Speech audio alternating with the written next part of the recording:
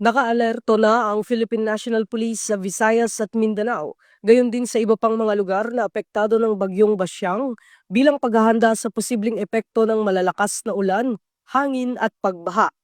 Bilang bahagi ng paghahanda, ipinatutupad ng PNP ang Oplan Bandilyo upang maipaabot sa publiko ang mahalagang abiso at babala hinggil sa paparating na bagyo, lalo na sa mga komunidad na itinuturing na high-risk areas. Inatasan ng mga unit ng PNP na paigtingin ang monitoring, magsagawa ng preemptive deployment at makipag-ugnayan sa mga local government units at disaster response agencies upang matiyak ang kaligtasan ng publiko.